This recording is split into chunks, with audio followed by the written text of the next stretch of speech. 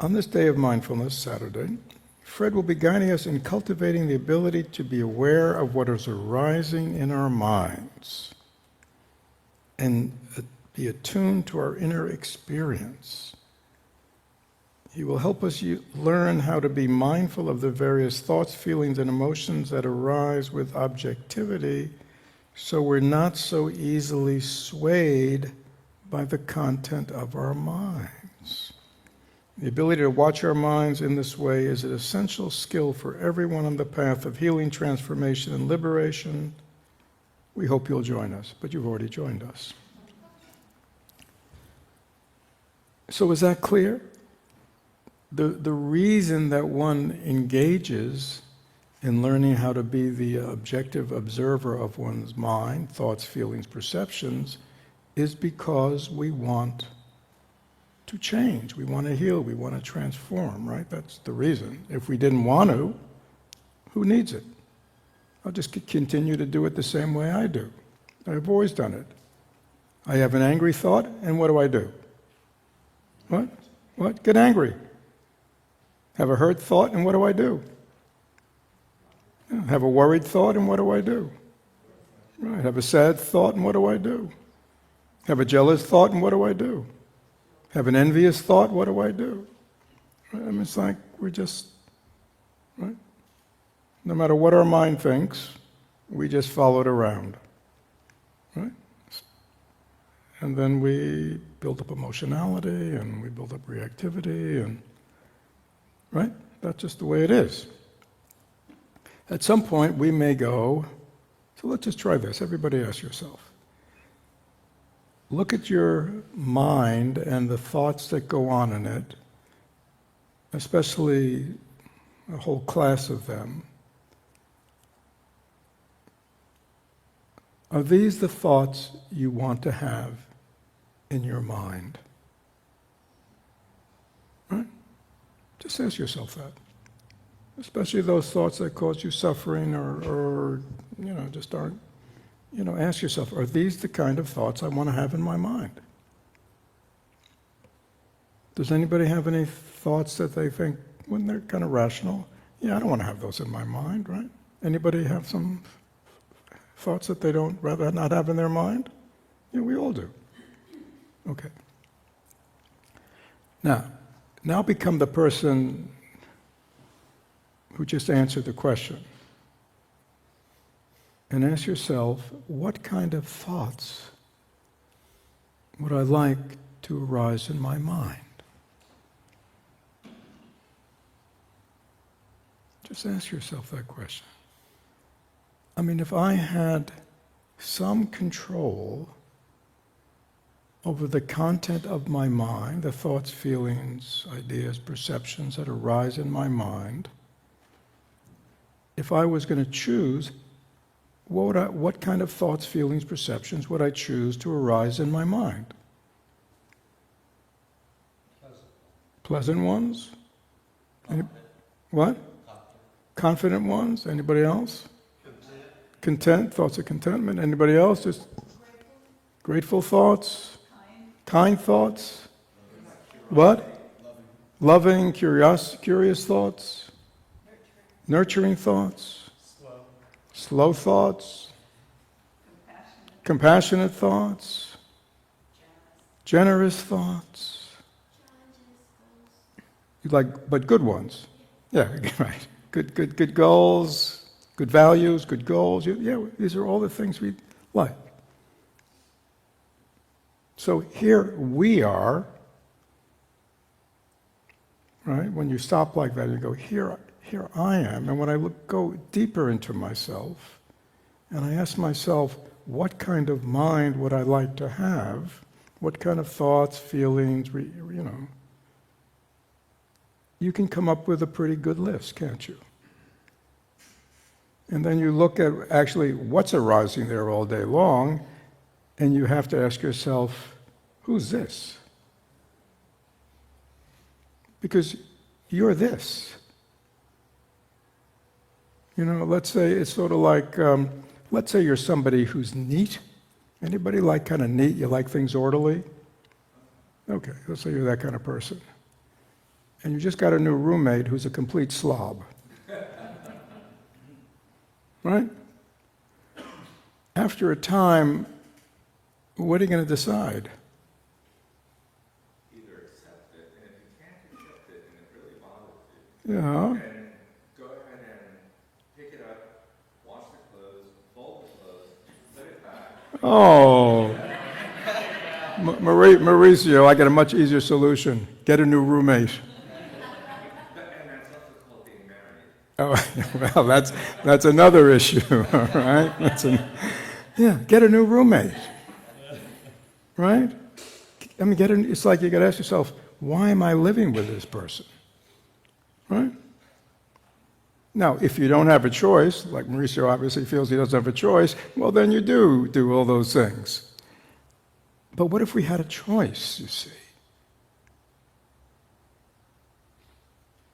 What if we were able to stand back from this mind of ours and look at, very objectively, of what's actually arising within it all day long, listen to the auto commentary, and go, I don't want to live with this.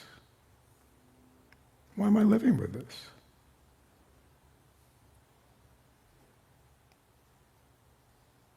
Just stop a moment and just reflect on that.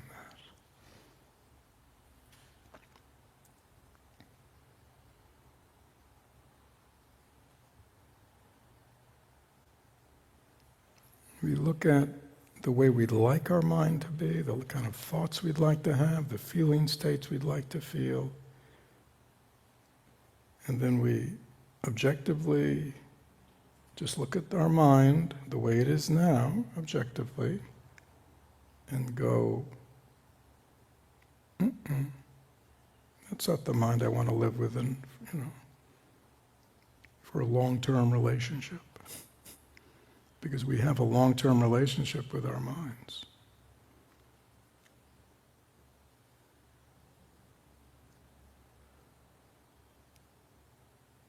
It's an interesting question to ponder.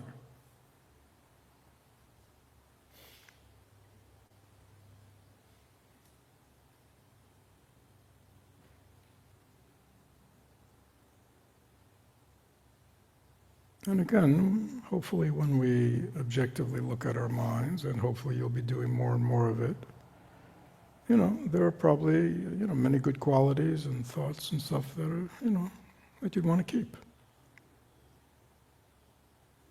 But there may be some, a few, many, that you go, I don't want to live with these.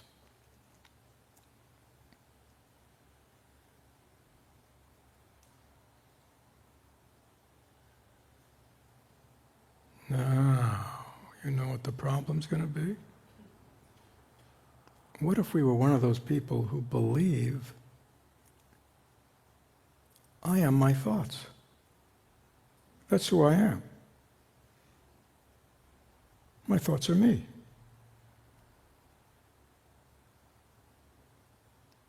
That's sort of like your thing. It's like, looks like I'm stuck with them. Right? Yeah.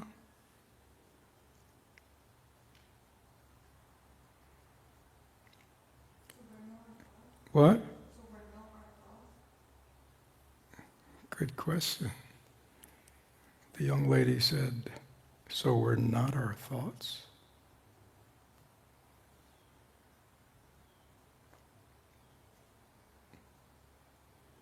If you were your thoughts, how could you watch them and observe them?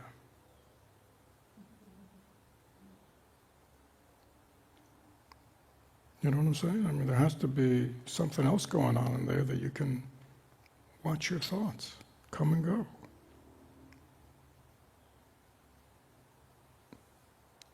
And if I asked you, before every thought appears in your mind, are you thinking which thought you're going to have next? Or when you sit there, anybody ever meditate? Anybody ever try to meditate? Do thoughts arise in your mind? What? But you're trying to do something else. Hold on a second, right? What are you trying to do?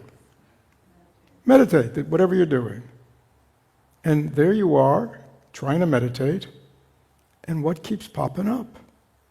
Thoughts. Do you want them to pop up? Did you choose them? Was there like a selective process? I think I'll have that one come up next. Is that what happens? Is that what happens? Then you'd say, well, yeah. But what really happens if we watch our mind? And meditation's a wonderful place in meditation we're supposed to be learning about who we are, which is a lot about learning who we're not. Yeah, so if these thoughts are just coming and going all by themselves, right? They all have a life of their own. How can they be me? Because I can watch them. I can choose not to follow them. So they can't be me. By the way, that is a big question. Do you see how big it is? With a lot of implications. Because if you think and believe you are your thoughts, then you have to do whatever they say. Do most people do whatever their thoughts say? No, but in some areas we do, don't we? Yeah. Get angry, get hurt, get scared. And there may be nothing to get angry or hurt or scared about, right? But we're off and running, aren't we? Do this, do that. Anybody ever have the thought of dissatisfaction in their life? You know that one? Yeah. There you are going about your life thinking everything's okay, and all of a sudden a thought comes up that says what? Things could be better. Everybody know that one? Things could be better. Could be better. What could be better? What? Things. The day could be better, this food could be better, this relationship could be better, this job could be better, the weather could be better. What else? I could be better. Right? What? I could have better stuff. Got to get some new stuff. Get rid of the old stuff. What? The car. All of a sudden, this car was okay, and one day you wake up. The same car that was okay yesterday. Now it's not. The mind of dissatisfaction is wonderful. It comes out of nowhere. How about the mind of boredom? Anybody ever be bored? Yeah, you could be fine. Everything's going well, and all of a sudden, the mind goes what? I'm bored. Right? Just out of nowhere. I'm bored. Things are boring. This person's boring. Get me out of here. Boring, boring, boring. They're just thoughts. It's the same person, what, boring. Now again, we're not talking that, we're talking about freedom. And if you are a slave to your thoughts, you are not free. Are you? Yeah. In our society, the mind of dissatisfaction is pervasive. It keeps people unhappy, dissatisfied with life, themselves, everything. Yeah. So,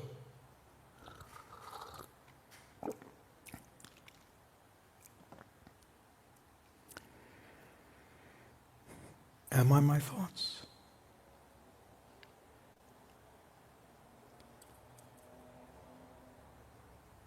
Now again, if you think you are your thoughts and that's who you are, then you can't change, can you really? Can you? You're sort of stuck with it. And all you can possibly hope for is what? Maybe I can kind of tone her down a little bit. Maybe I can just kind of modify him just a little bit. You know what I'm saying? But, he or she is essentially who I'm stuck with in this life. Right? It's like with your slob of a roommate, you know. It's like, you know, well, maybe I can, you know,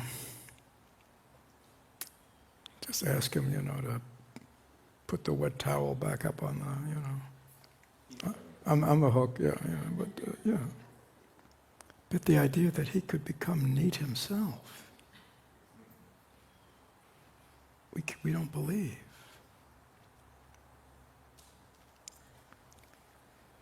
Now, if you know you're not your thoughts and thoughts aren't real and they just come and go and they're all created by causes and conditions, then you know what?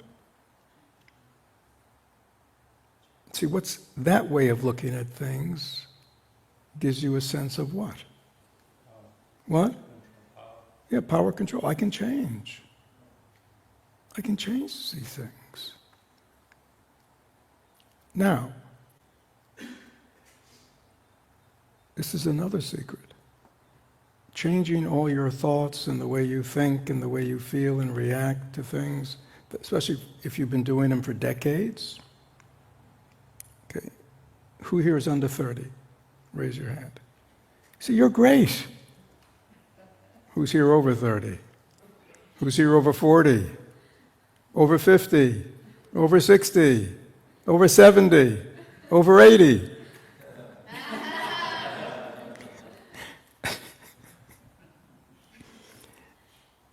We've been doing it a long time.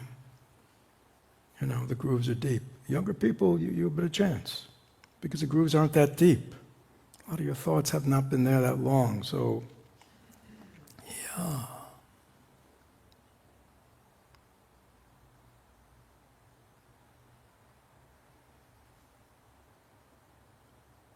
So, am I my thoughts? And are thoughts real? Right? Can you see how important it is to know that?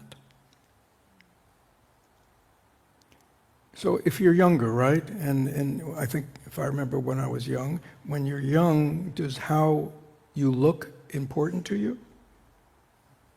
Yes or no? Oh yeah, okay.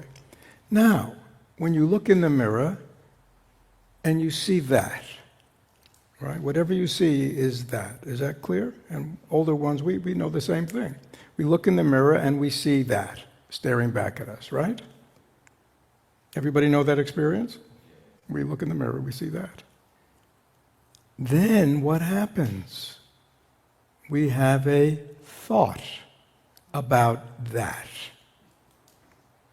And if the thought is, give me some of the thoughts. Thought is, huh? Be honest. The thought is what? What? Well, but the thought is what? Looks good. You say, Brian has good self-esteem over there, right? So when Brian says, looking good, Brian is what? Happy. But let's say one day Brian looks in the mirror and he sees something else. And what does he say? Well, how would he say it? He might look in the mirror and go, I don't know. All right. It's never happened to him. Okay. Anybody else ever look in the mirror without? Yeah, Rita, you look in the mirror and you go, dead. Oh, look at that wrinkle. And when she sees those wrinkles, that makes her happy? How does she feel? Resigned. That's sort of that's I put that a little bit on the realm of sadness, disappointment. All right. Anybody else look in the mirror? How do you notice you have a gray hair, and you go, oh, how wonderful! I'm getting older. leaving, that, oh God, my 20s and 30s were terrible. I'm so happy to grow. You don't think that way. You think what? You're getting old. And when you think to yourself, I'm getting old, how do you feel? But no, I mean, You're happy, you're sad, you're frustrated, you're worried. You don't want to go. So you're not happy. No. All because of a thought. All because of a thought. The gray hair is a fact. I mean, there's a gray hair. It's a fact. But the thought, good, bad, like, don't like, look good, don't look good, those are thoughts. Those aren't facts. Is that clear? And our thoughts condition our emotional state. And our emotional state condition our what? Our thoughts. And our thoughts condition our emotional state. And our emotional state conditions our thought. And before you know it, you're down a what? A rabbit hole.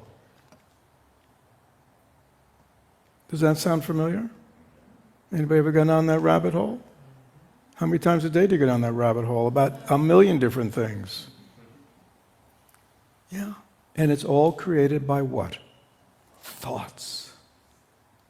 So this emphasis that we're putting on mindfulness of thought is central to our happiness and suffering. Okay? That's what it's about. And again, if we're in our sane mind and we go, yeah, I'd like a mind, yeah, that's peaceful, that's happy, that feels good, that's open, that's at ease, that's relaxed, that's generous, that's loving. You know, let's say we said, that's the kind of mind I'd like, right?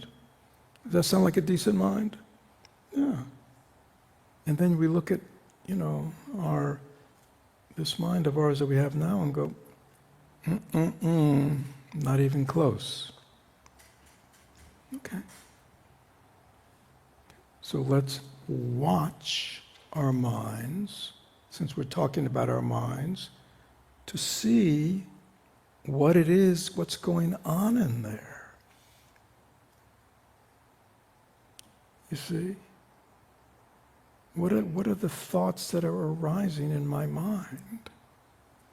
And what is the mind state, the emotional state that's arising in my mind conjointly with those thoughts?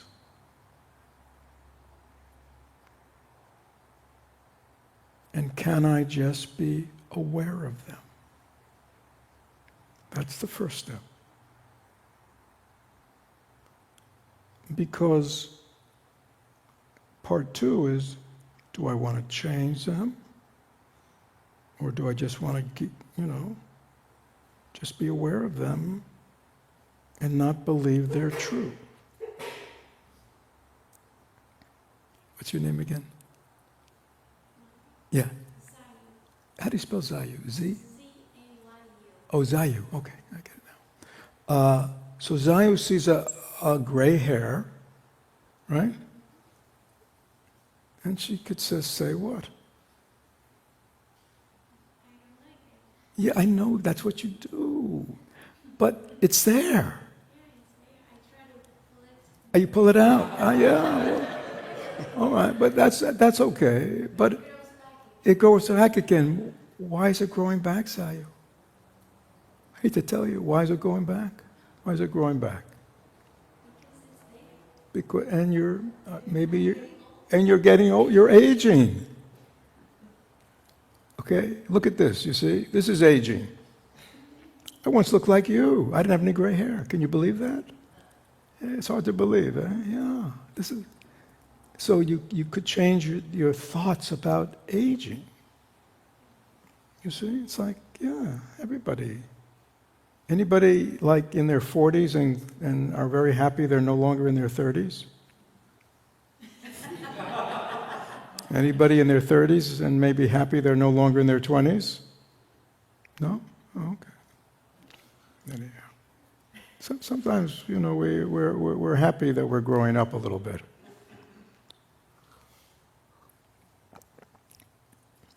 So let's come back to our meditation pose.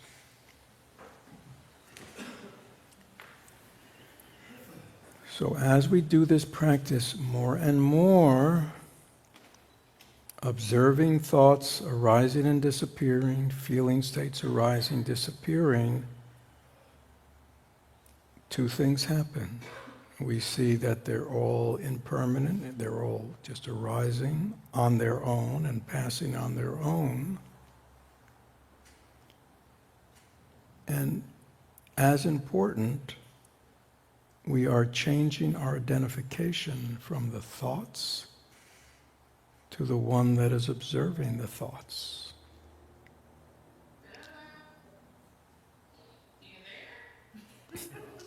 Just observe. Yeah, I get it. It's okay. Okay, so let's just come back into our bodies. And we always start grounded because we know that when we step into the mind, that's where we tend to habitually get swept away because we identify. So always begin in your body.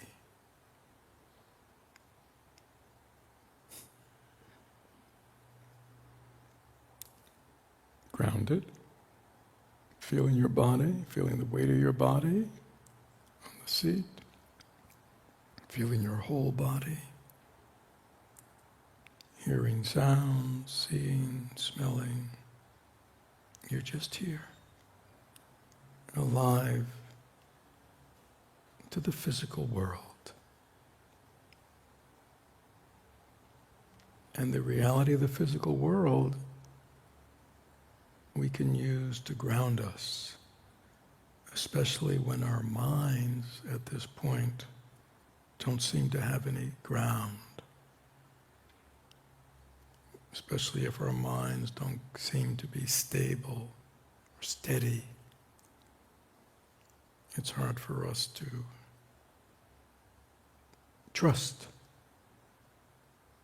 So we use our body and our senses to ground us, steady us, bring us back.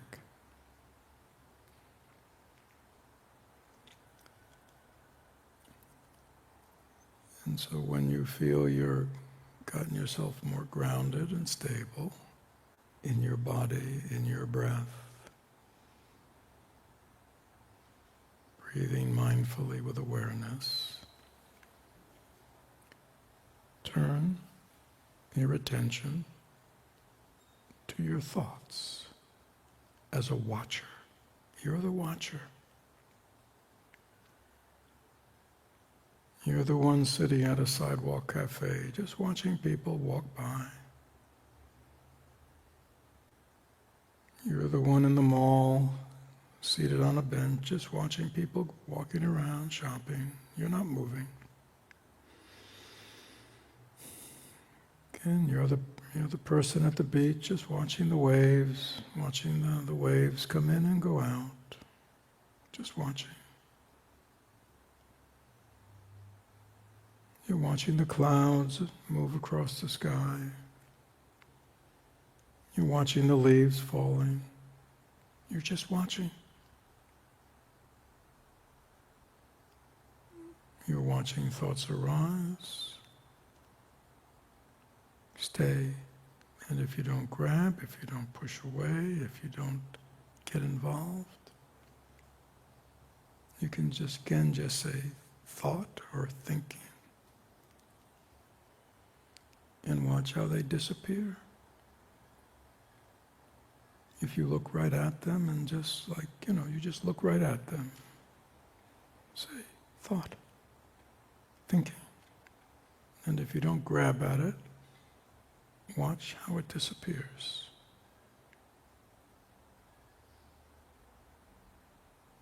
And then soon another thought will appear. Same thing. Just watch it, look right at it. You can say thought or thinking. If you don't grab at it, don't embroider it, it will disappear.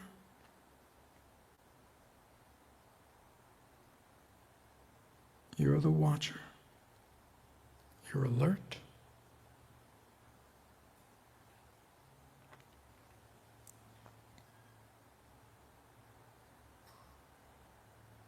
clear-headed, you're just very alert, clear.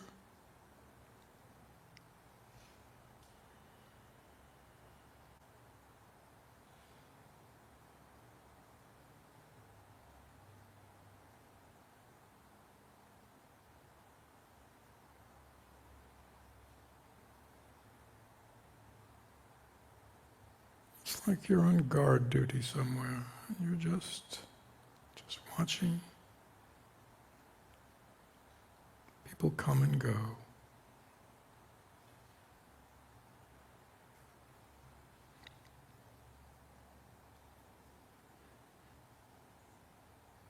Thoughts arise, thoughts disappear.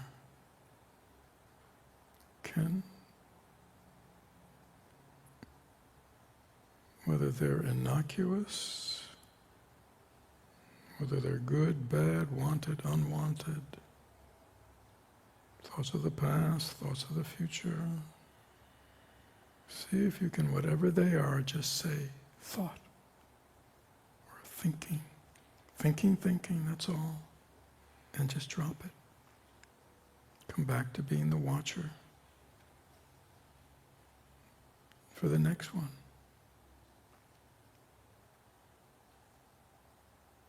Learning to watch thoughts arise and disappear, come and go. Non-stop. That is their nature.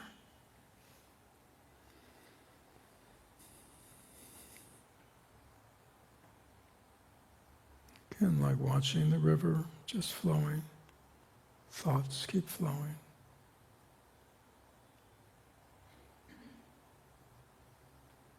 You're just watching. You're on the riverbank, seated, just watching.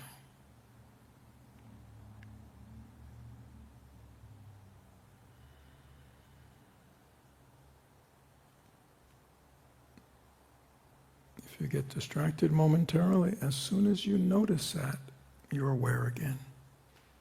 Perfect. Just let it go. It'll disappear. But then know that if you're aware, there will be another one. And all you do is just be aware. Note it in passing. Thought, thinking.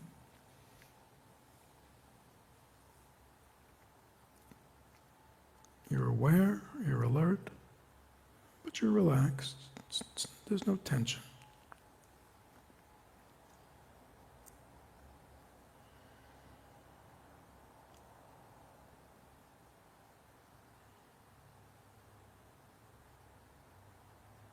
Another way to think about it is, it's like watching a movie. You know, we can watch a movie, you're seated comfortably in your home, in your comfortable chair, and you're watching some drama, right? But you know it's not you. You know it's a movie. You just watch it, sitting comfortably in your chair. Can you watch your mind with that same objectivity? Just watching it. It's like a movie.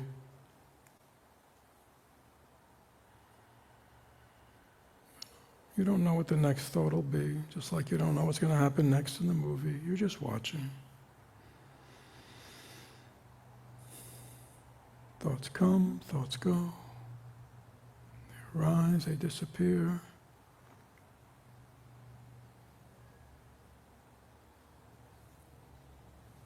All kinds of thoughts, big thoughts, little thoughts,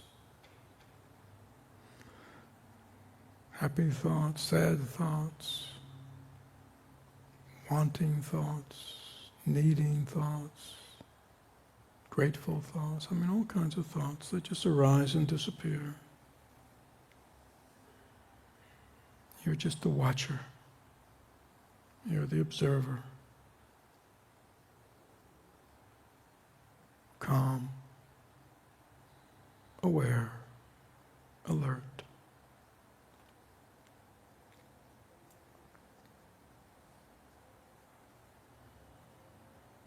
And we'll do this for another 2 minutes.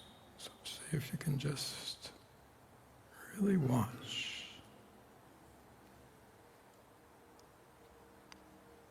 And again, it doesn't matter what's arising, just watch it.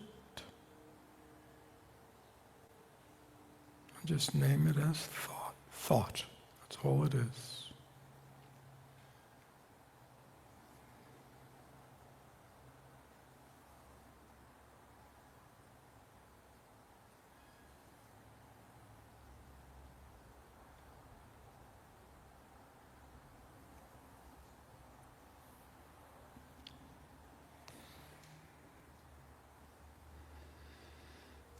In this exercise, there are no bad thoughts, no good thoughts, no right thoughts, no wrong thoughts.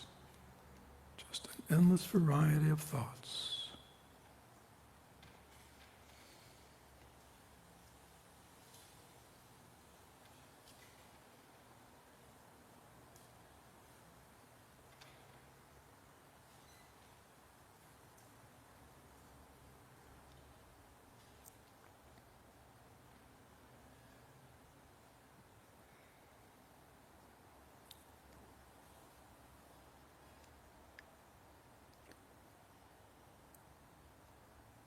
So for a moment, just be very aware of what it's like right now when you take the position, when you identify with being the observer, being the witness.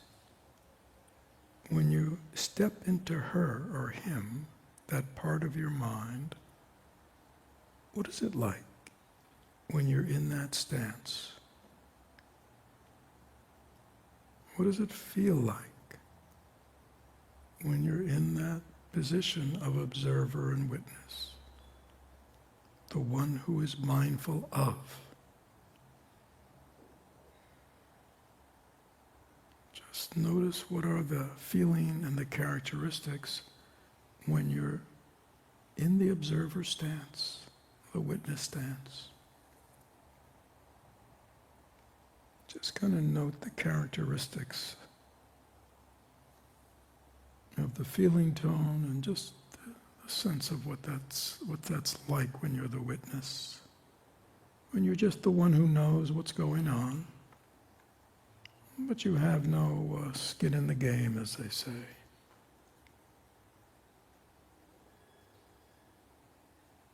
Just observing the rising and the falling of thoughts, feelings, perceptions.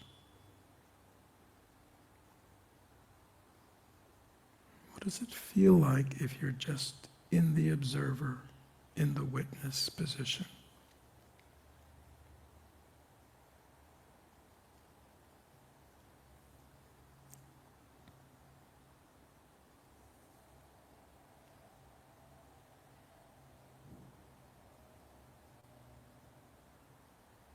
So you identify it in your mind as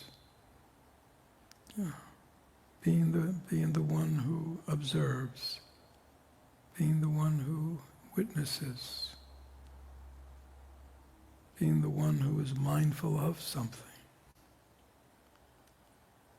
And now, step out of that witness, observer position, and totally identify with the movement of thoughts and the emotions. Just like dive into that side.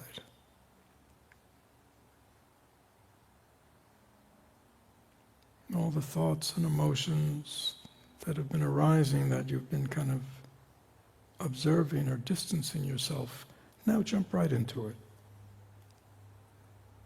Just let yourself totally bathe in those thoughts and feelings and movement. All that stuff. And notice how that feels.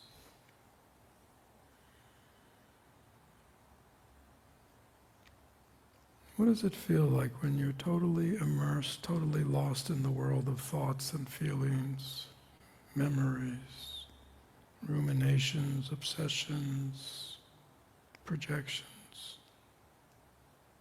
What does that feel like?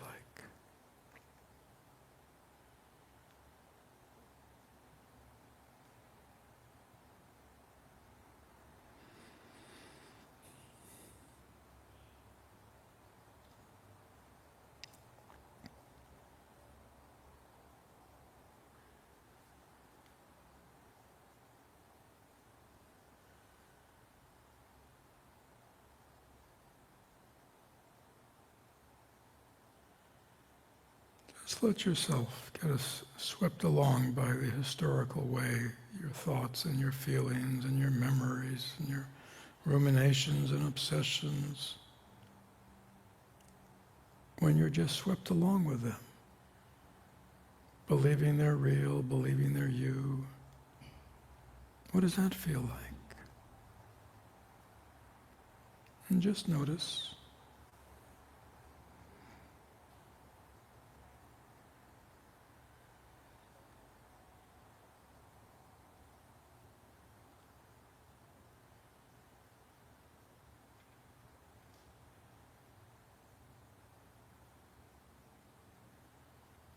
And now see if you can switch back to be the witness, the observer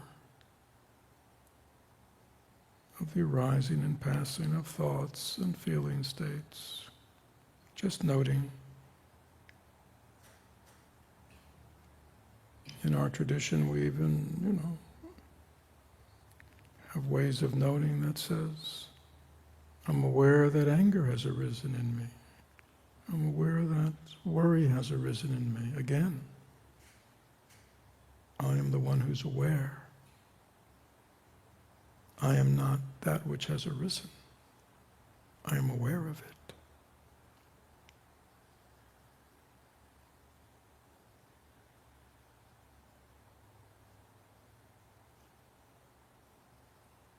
And again, see, once again, how that feels when you take the role of the witness and the observer, the one who knows what's going on, knows what he or she is feeling, knows what he or she is thinking. You're the knower. And what is that like when you're in that stance? The one who is mindfully aware, as opposed to the one that is being swept away.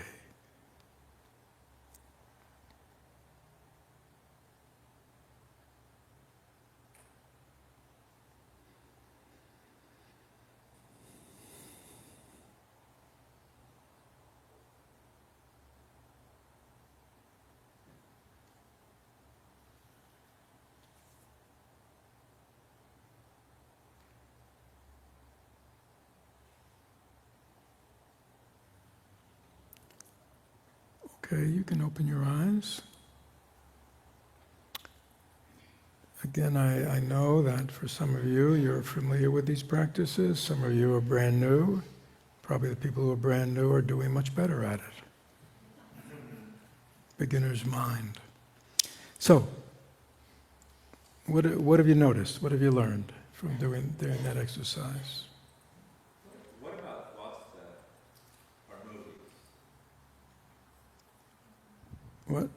Well, hold on. First, let's get the experience, and we'll get the questions. Okay. So, how was your experience switching back and forth? So when you were the observer, the witness, how did you feel? Stable? Anybody else? Spacious. Open. Anybody else online? Just chatted into Bill. When you were, and even if you only be able to be there for a minute, how did it feel when you could be the witness, the observer, the one who's what? Relieved. Lighter. What? Free. Entertained. He's a riot. What? Silent. Quiet. Anybody else? Yeah? Alert, serene, What? curious. Slow down, Bill. What? Alert, Alert. serene, Serene. curious, Curious. calm, Calm. spacious, Spacious. grounded, Grounded. peaceful, Peaceful. detached, Detached. and at ease. At ease. Okay, we put these over here. Now let's go back when we jumped back in, remember? Total identification with the stories, with the dramas, with the feeling, with the busy mind, with the da-da-da. How'd it feel?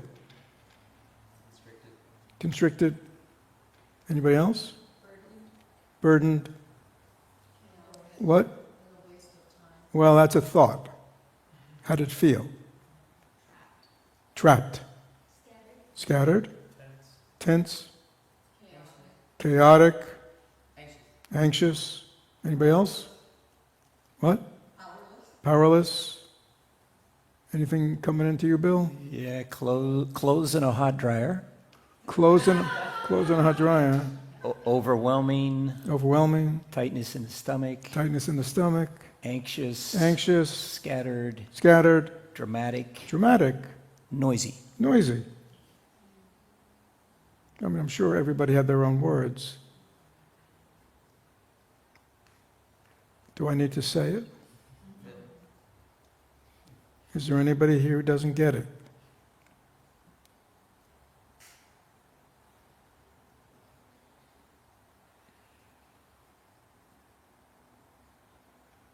Could it be this simple?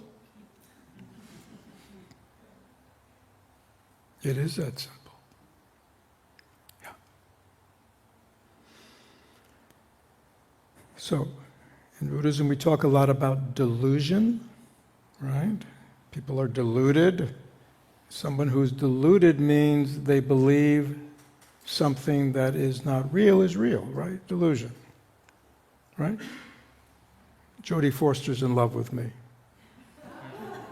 Right? What do you think? Real or a delusion? Yeah, I mean, do all the younger people know who Jodie Foster is?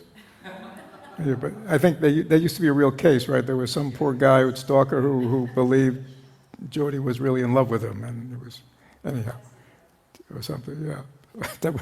Anyhow, delusion, you believe something is real that's not real. Okay? We believe our thoughts are real.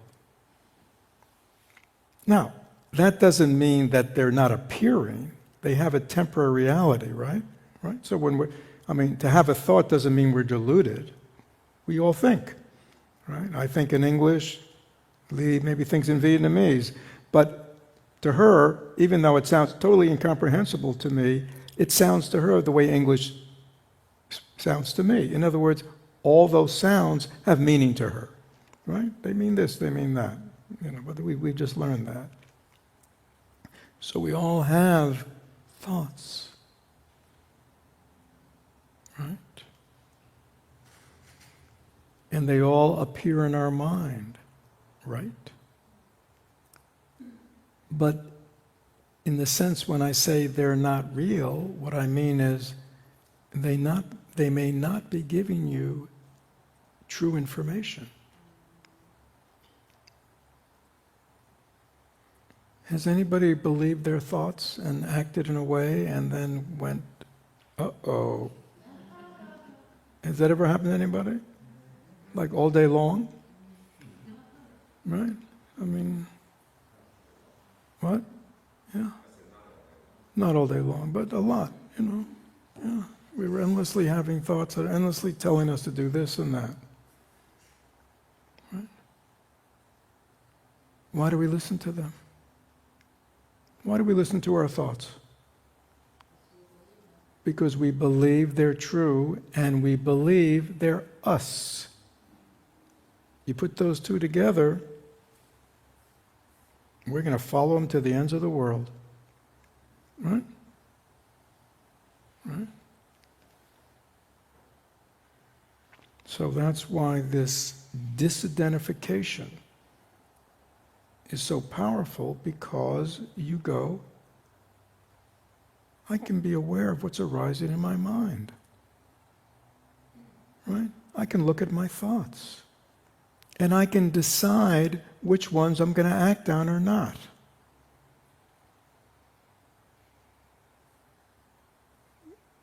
What do we call that? Freedom.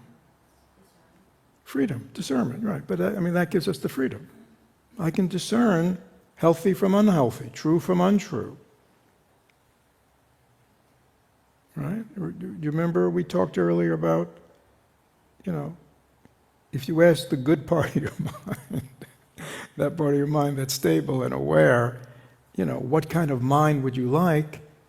We come up with all good qualities. Anybody can sit here and go, Well, what I would like, a really out-of-control, rageful mind, combined with a lot of anxiety, a deep sadness about the past, hatred of most people, envy, jealousy, and a big dose of dissatisfaction.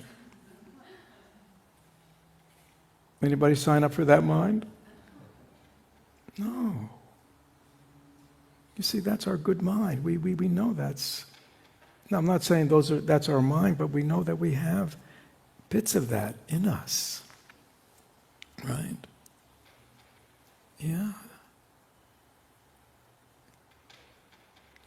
So, this learning to be the witness, the objective witness of your thoughts and feelings, learning to disidentify that from being you because you know it can't be you since you're aware of it, and realizing that you have choice.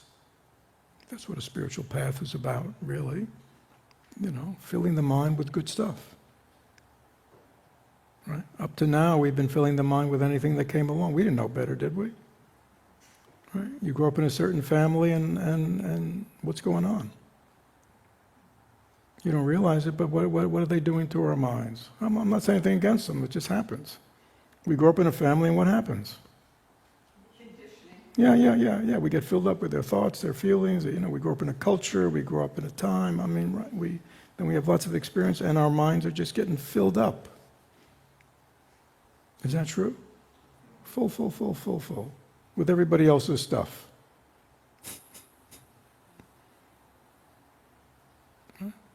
That we think is me. It's not me. A lot of people go, I can't believe it, I sound just like my mother. Right? I can't believe it, I'm acting just like my father. You know what I mean? I said I never was going to. Well, of course we are. That's how we are.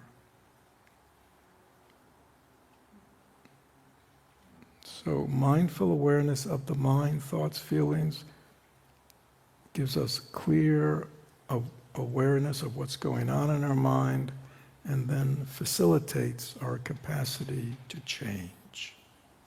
I know what to change. And that could be going on all day. We can be watching our mind all day. Let me take questions. We're soon about lunch. Any questions about any of this? Anybody? Just questions. How do you do it? You don't believe it? It sounds too easy. It's a lot of hogwash. Yeah? Is my question still within this of what we're talking about? When I'm looking at my thoughts, I actually see the thought. I saw the cars, I saw some of the stuff that you were talking about, and I realize they're just thoughts, but it's visual. Okay, so you see images? Yes. Yeah. So some people are more thought-oriented in their mind, right? It's all thoughts. Yeah. Some people are more visual. Their mind is really a content of visual. A lot of people, their mind is more auditory. They're always kind of, I hear this. So everybody has different senses. So that's fine. Okay. But again, that's just still the way you are coding your experience. Yeah, that's fine. Questions? Is it all clear? Everybody goes, yeah. Okay. Everybody's going to sign up because after this is over, you're going to have to sign up on the dotted line. I'm going to watch my mind forever. Yes, Hi. Simon. Yeah. Bowen. Should we treat negative and positive thoughts differently when they come up? Yeah. So, good question. Again, there are different ways of practicing. In this practice, we're just learning to watch thoughts. That's a skill. Okay? Right. But in terms of changing, I like to use the example of a car mechanic. It's like we know something's wrong, but we don't know what it is. There's something wrong because my mind is not happy. It's not at peace. I'm not open. I'm not loving. You know what I mean? There's something wrong, but we don't know what it is.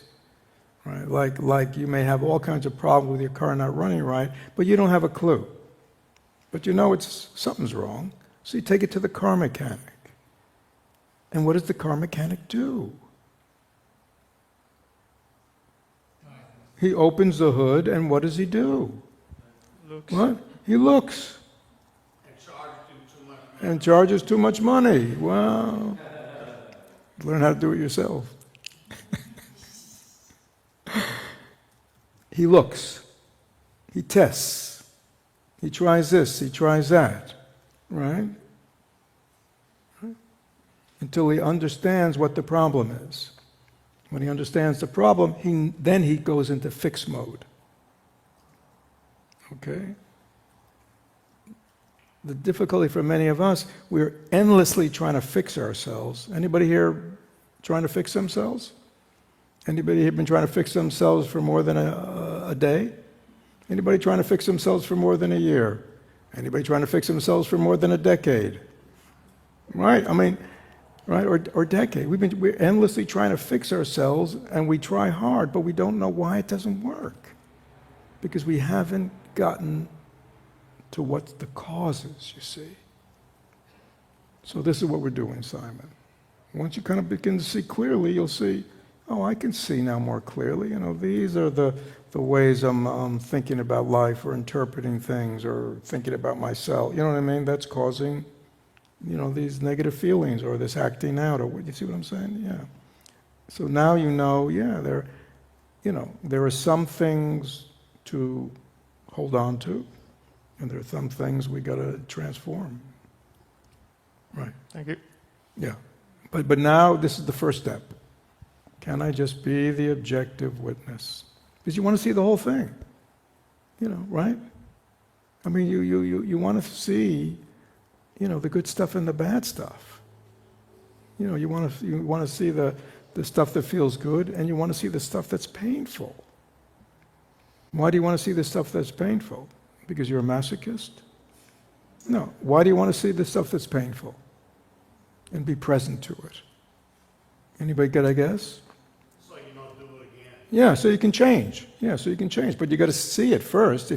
If you're always suppressing it, if you're always repressing, if you're always acting out, learning to hold even painful, difficult thoughts and emotions with clarity is a very different way of dealing with things than reactivity. So it's very important. And is it easy? No. Usually what I tell people is, especially people who know they got some deep stuff in there, develop a little strength first. You know what I mean? Like before you start lifting the heavy stuff, first develop some capacity, to just hold, ordinary kind of thoughts and feelings, positive and negative. And when you're ready, to bring up, the more difficult stuff, you have some skill, you know what I mean? You have some ability. Yeah. Anybody else? Any other questions? One Online? Fred. Yes. It's how do I keep this revelation of mindfulness? This woman saw the benefits. How do I maintain this? We'll talk about that this afternoon. Okay. But yeah, obviously, we have to practice. Anybody ever hear that word before? Yeah, we have to practice. I mean, it's not going to happen from reading books. It's not going to happen to listening talks. It happens to practice. Where do we practice? In our own minds. We got to just learn to get better.